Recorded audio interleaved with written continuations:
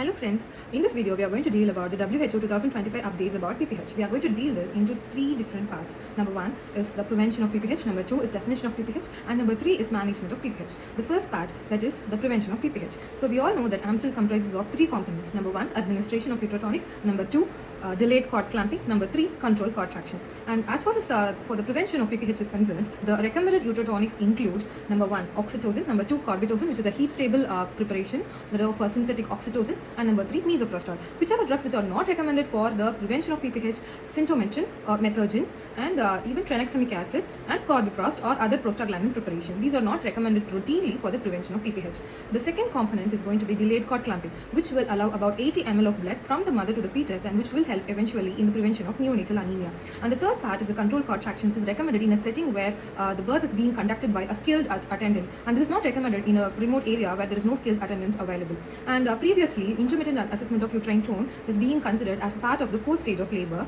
and uterine massage is considered a part of the management of PPH. So this is about the prevention of PPH. Coming to the second part, that is definition of PPH. Previously, ACOG said a blood loss of more than equal to 1000 ml is considered PPH. Now, blood loss of more than equal to 500 ml, irrespective of whether it's vaginal delivery or cesarean delivery, or a blood loss of equal to or more than 300 ml with any one of the following hemodynamic changes, that is systolic BP less than 100, diastolic BP less than 60, pulse rate more than 100, or a shock index, which is the heart rate divided by the systolic BP, more than 1. If any one of these hemodynamic changes are present along with 300 ml of blood loss, it is again considered PPH.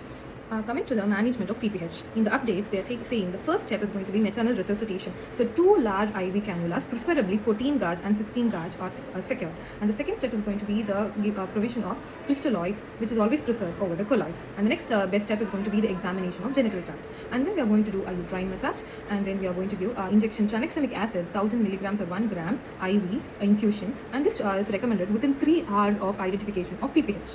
And the next best step is going to be the administration of uterotonics. The preferred uterotonics include oxytocin, sintometrin, methylergometrin, corboprost or other IV prostaglandins, and then we have the misoprostol. Even with the medical management, the PPH is not under control, then temporary measures like bimanual compression, external IOT compression, and anti-shock garments are given to the patient. And then the patient is shifted to a center where the advanced management of PPH is available. And then the next best step is going to be the mechanical or Foley's tamponade, which is going to be given using suction apparatus or using various tamponade methods.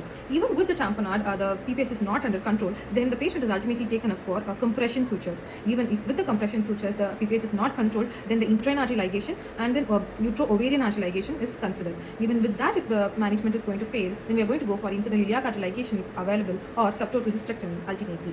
So this is about the management of PPH.